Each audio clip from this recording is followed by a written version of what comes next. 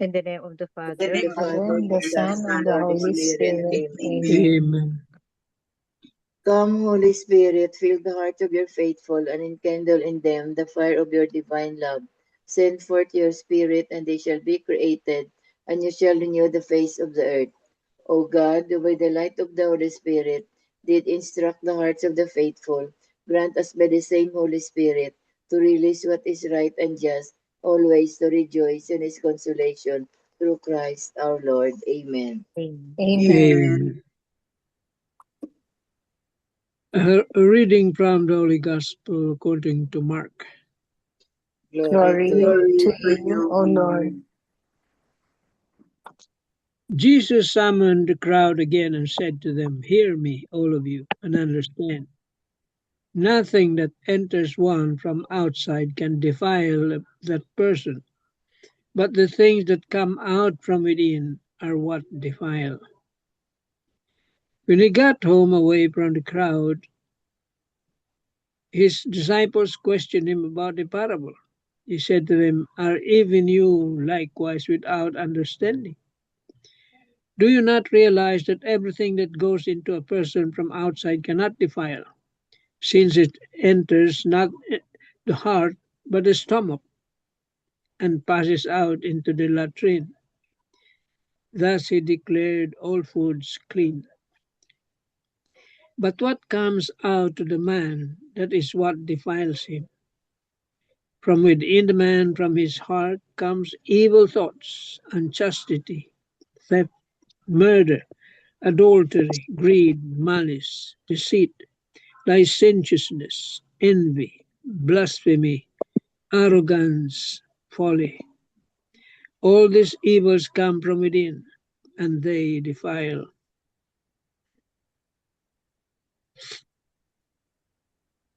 The Gospel of the Lord. Praise to you, Praise to you, Lord Jesus Christ. The 3 pointers for today's Gospel. Number 1, Jesus reminds us to be more aware of the evil thoughts and sinful desires of the heart. An example, deceit, lust, envy, etc. This will distance us from God. Number 2, if we seek God's forgiveness, He will always forgive us and give us the graces we need to overcome our evil inclinations and live more fully in His ways. Number 3, recall some moments in your life when the graces of God's mercy helped you to overcome the evil inclinations in your heart. Describe these moments of spiritual consolation in your spiritual diary. Amen. Amen. Amen. Thank you very much, Tita Lynn. So Uh, today's gospel is we read the Mark 7, no?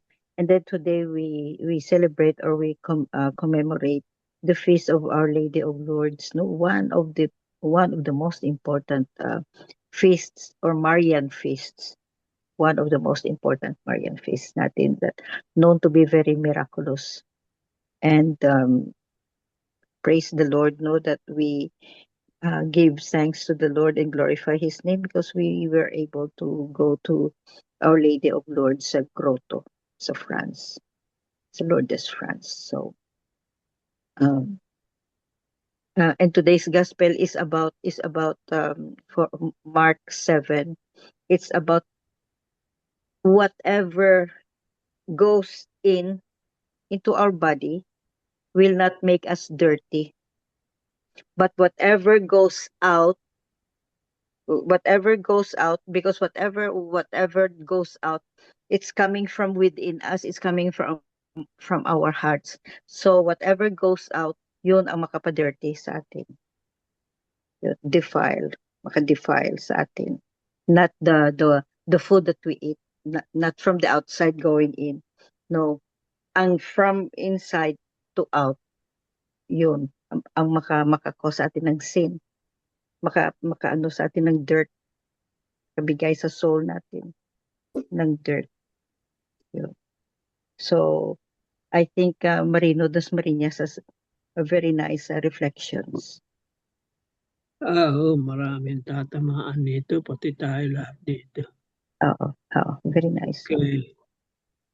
Where does our desire to commit sin come from?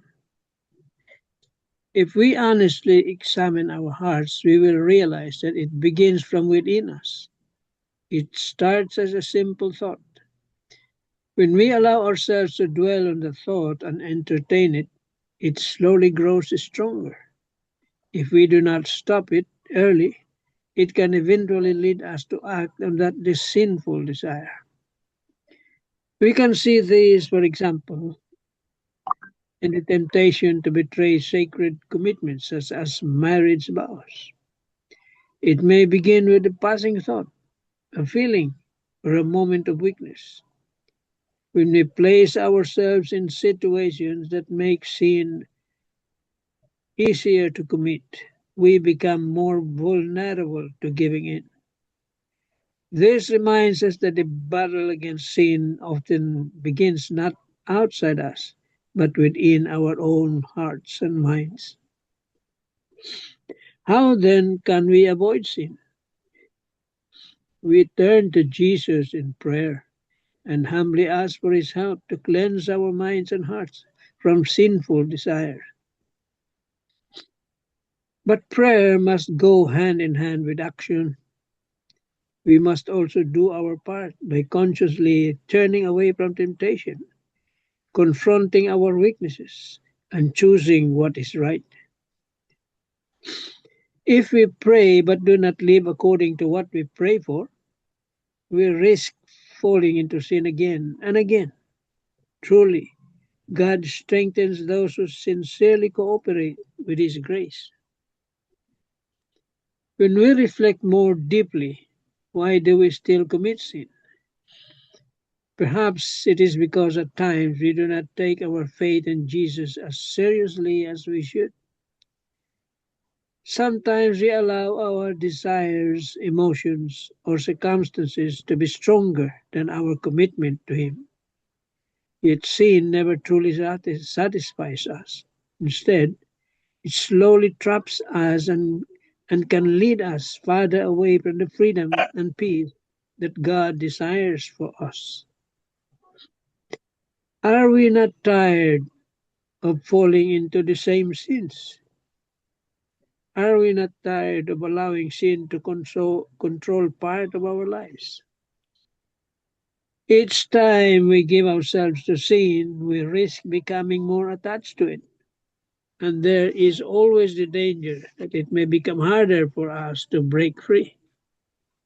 Now is the time for us to break this cycle of sin. Now is the time for us to ask Jesus to purify our thoughts, our desires, and our intentions. Now is the time for us to choose the path that leads to true freedom, healing, and peace in Him.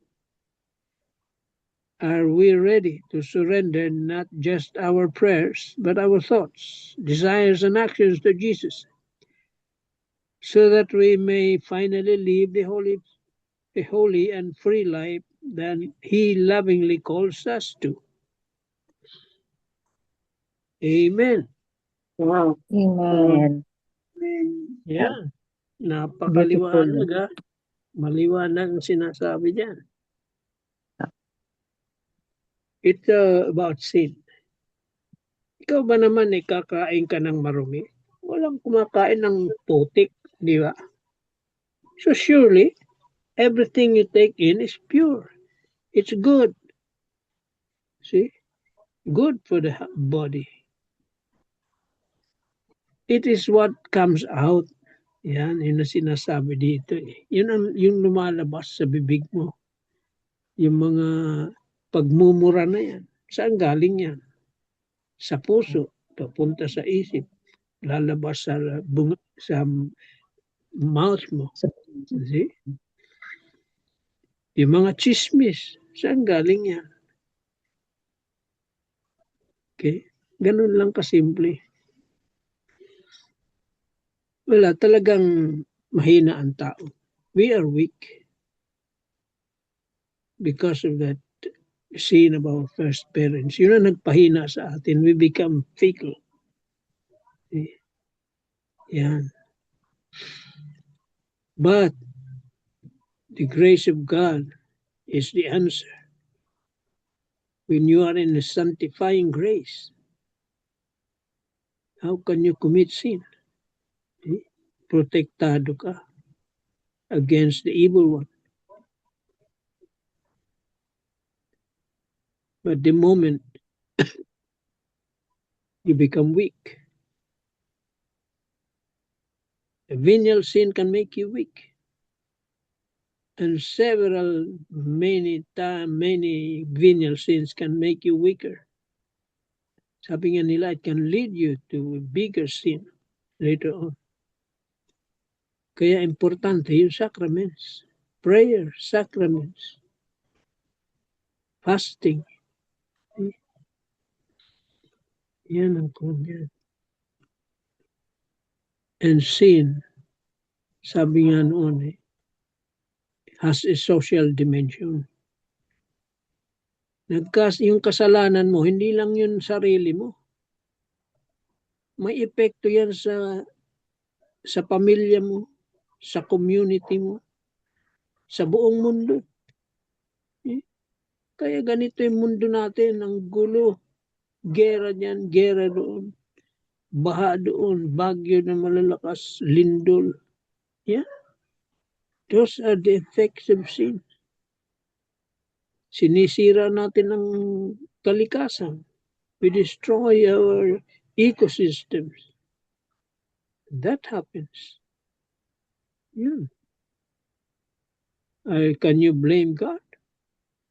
Sisihin mo sarili mo. Sarili natin.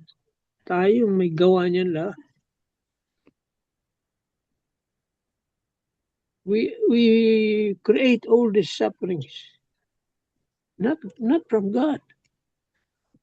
He allows it. Hindi galing sa kanya yun. Galing yun sa evil one. He allows it. Bakit? Yes, many reasons.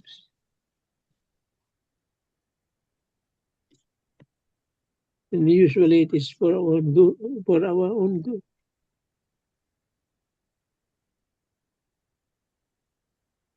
Yan ang wag nating kalimutan. That it has a social dimension. May epekto yan.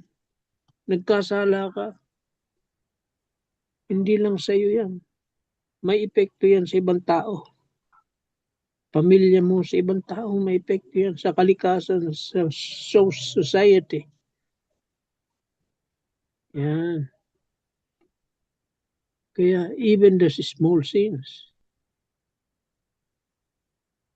sinasabi nga natin, isang maliit na venial sin, matagal na sa purgatorio.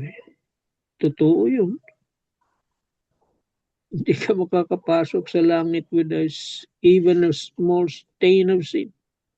You cannot enter. You have to be very pure.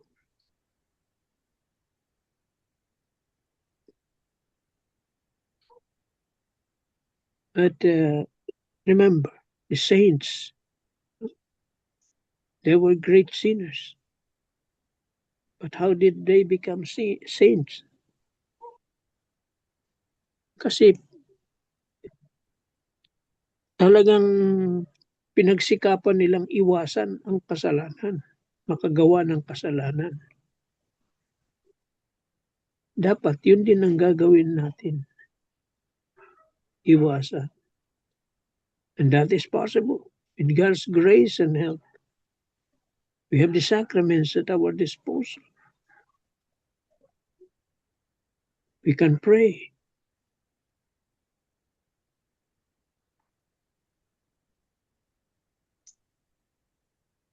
Amen. Amen. Amen. Thank you, Tito Mans. Beautiful. Natamaan nga tayong lahat.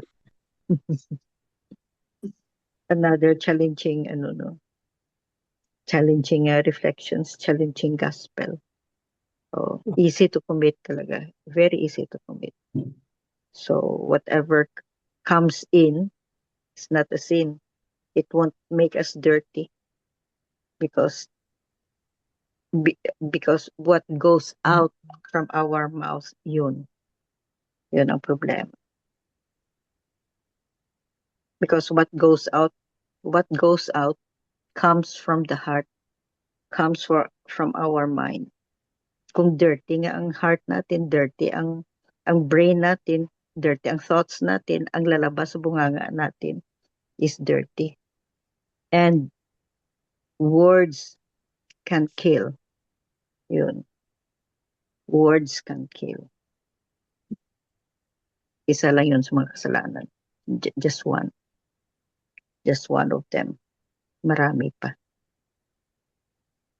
So let's really be careful what comes out of our mouths.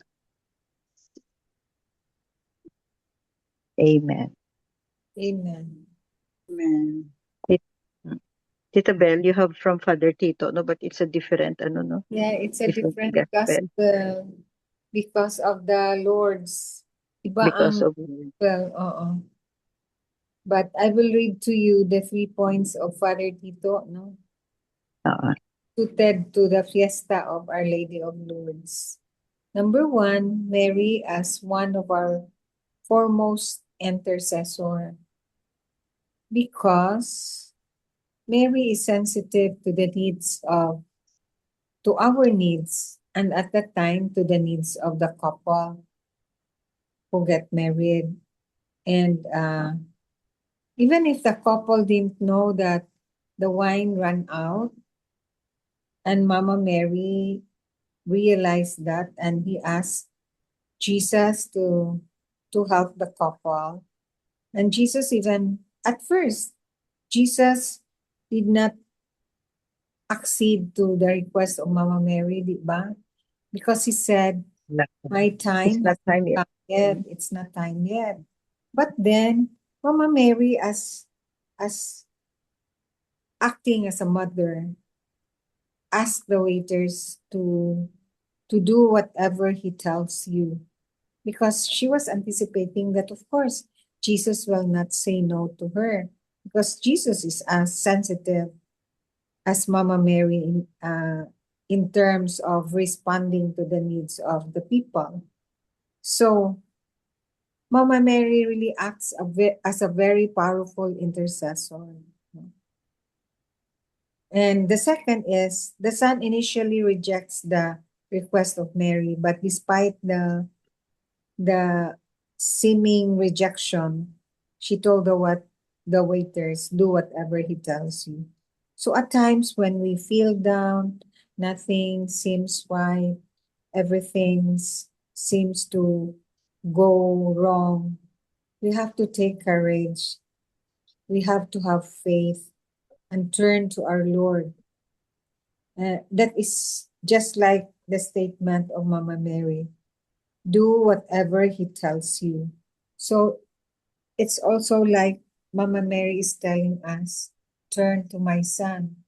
Do whatever he tells you.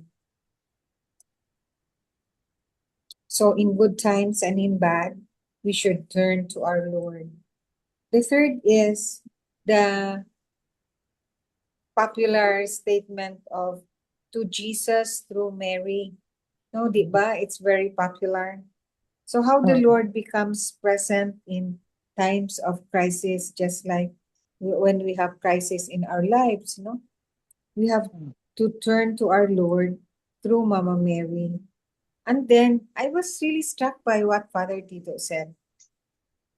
Di ba, there were 6 big jars that Mama Mary had it filled with water. Then 6 is in the Bible, 6 is the number of imperfection, and 7 is the number of perfection. So as the Lord enters the crisis of our lives and the crisis of no more wine, the time during the wedding, Jesus enters the picture, or Jesus enters the crisis. So Jesus turned the 6 jars of water into wine. So he became the number 7. So the imperfection of the 6 jars, that's a crisis. Jesus entered as the 7th. So he made it perfect. And that was the time that the miracle happened. So if we equate ourselves, if we are in a crisis, then let Jesus enter our lives. Let Jesus enter the crisis, and miracles will happen. I just realized it was so nice, no? I really, at first I thought when I was Jesus is listening the to 7th. Father Tito Oo. Bal, oh, where was the number 7 comes in? If there are 6 jars, where's the number 7? Then he explained He is, that it's Jesus yeah. is the number 7 that makes it a perfect, and that makes it the miracle to happen. So we should liken it into our lives when we are in crisis. Let Jesus come into our lives so that the imperfection, the crisis, will become perfection when the miracle happens. Amen. Wow. Beautiful, no? Amen. So guys, no? Beautiful, no? Amen. Mm. So, number 6 is imperfection, visible Imperfection. imperfection. 7 is And perfection. There. 7 is perfection. And the 7th jar Oh is yeah, Jesus. it's Jesus. Oo.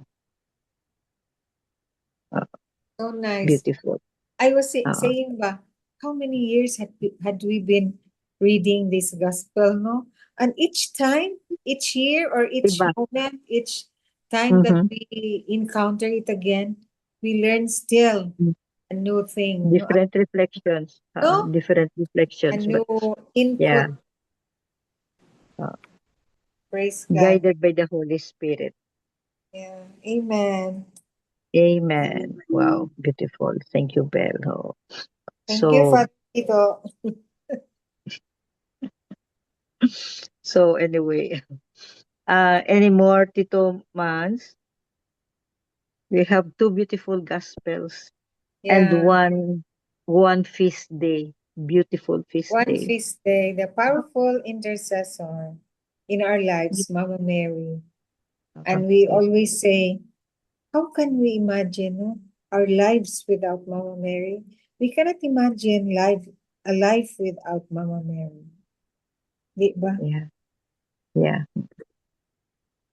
The powerful So powerful intercession. And if not la Lady, Our Lady of Lourdes, no, any Mama Mary, yeah, as we know any her. Mary, Perpetual Help, Our Lady of Fatima, Our Lady of Lady Guadalupe, Guadalupe, or Medjugorje, Gregory, Mount Our Carmel, Lady all of full of Miraculous Medal, miraculous medal, full of miracles through Our her. Lady of All Nations, Yeah, Our Lady of the Nations, uh, and other things.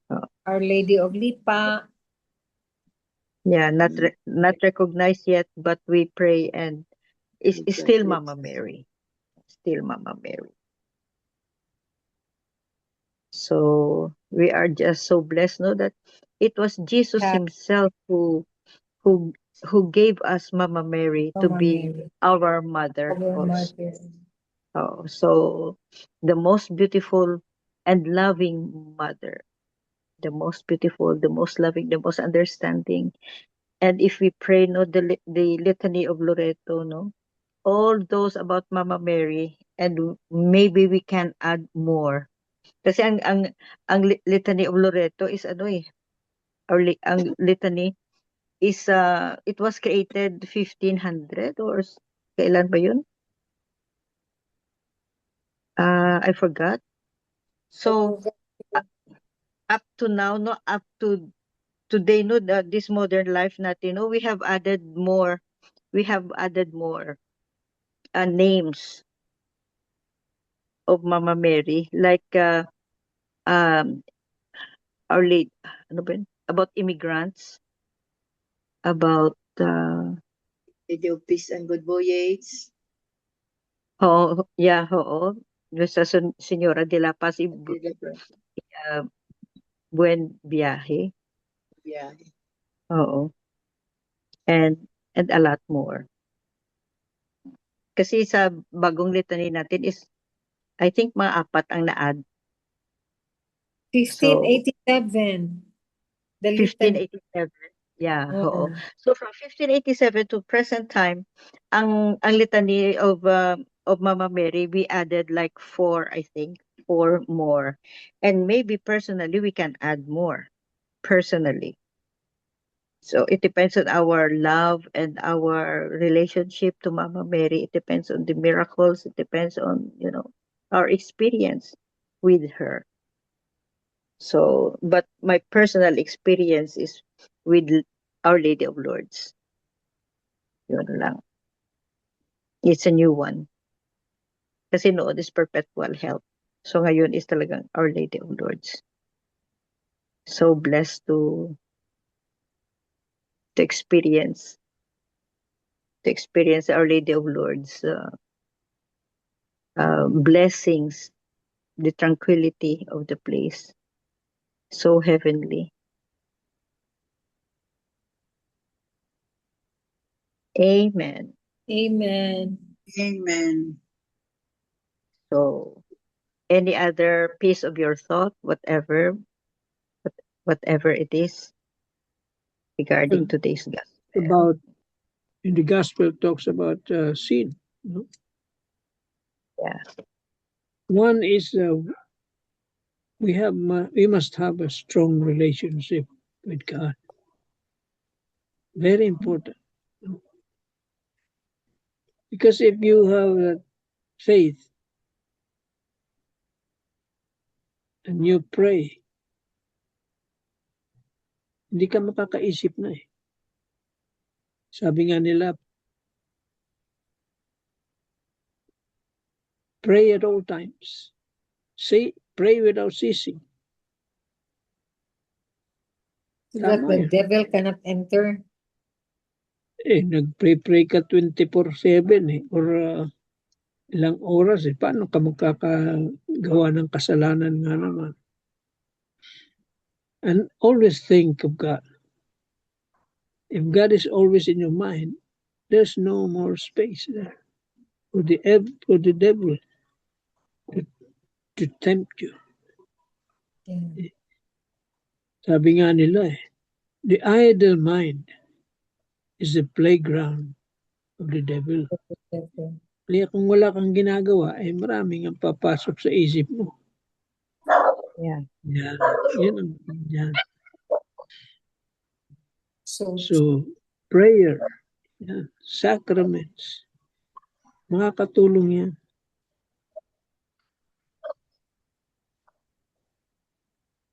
kaya pala si Because, Simeon at saka si Anna, no? Kasi they were yes. always in the temple. Yeah. They pray Praying, all no? the time.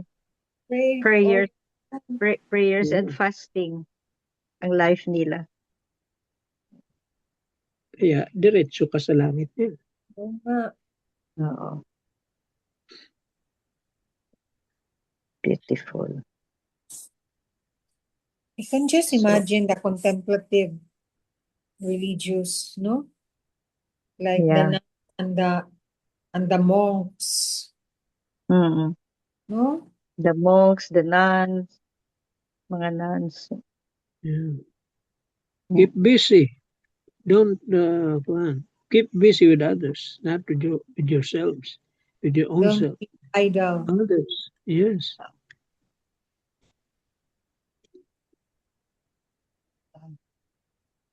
So, Madaling pray and sabihin. sing.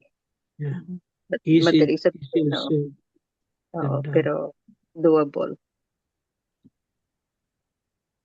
Kaya yung frequent confession, hearing mass, and sacrament. Pray Yan.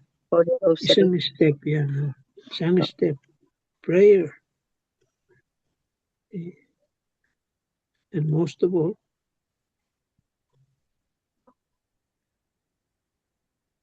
sabi nga is, we have to act on it. Hindi lang dasal. We Act. must also act on what we pray for. Yeah. And we pray for humility. Yun ang kung ano kailangan yan eh. We pray for the grace, ano ba tawag yan? The gift of humility. Number 1 dyan si Mama Mary. Humility. Diyan takot ang devil sa kanya because of her humility. Opposite of pride. Yes. Because the root of sin is pride. See? Once you commit sin, you're telling Jesus, Lord, not your will but mine. Yan. Kasalanan na yun. Oo. Baliktad. Yes.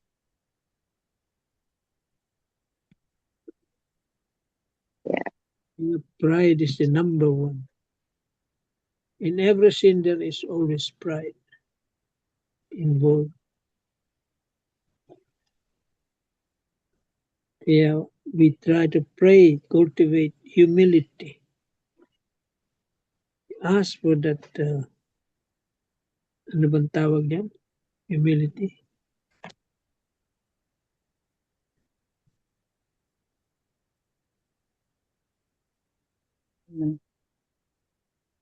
Ask for the grace of humility. Mother of all, ano ba yan? Virtues. Mother of virtues. Mother of all We virtues. pray for the virtues of humility. Yan. If you possess, sabi nga nila, if you possess humility, you possess the all other virtues. See, mother siya eh. Kaya, pag may humility ka, nandiyan na sa iyo lahat ng mga virtue.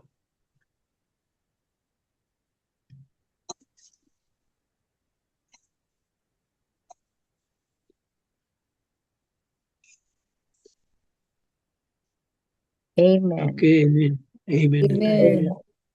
Thank you very much, Tito Madi. So that ends our tonight's gospel and reflections. No, another beautiful lessons from 2 gospels and feast of Our Lady of Lourdes. We continue to pray for one another, pray through the intercession of Mama Mary. Day Kumbaga, for the sick. Day for the sick ngayon. Day for the sick also. yeah. Because of Prayer for Lord. the sick day, because of Lord. So, amen. Amen. Amen. Sige, Belen. Lord Jesus, we are grateful for the unity we find in you through this prayer group. Strengthen the bonds of our prayer warriors and encourage one another in faith. Keep us united in your spirit. In your holy name, amen. Amen. Amen. And all together, please. Glory be to the Glory be to the Father, Father, To to the the Son, Son, to the Holy and the Holy Spirit, Spirit, as as it was in the beginning, is now and ever shall be, world without end. Amen. Amen. In the name of the Father, the Son, and the Holy Spirit. Amen. Amen. Thank you Amen. all. Thank you very much. Okay, bye-bye, Love you everybody. guys.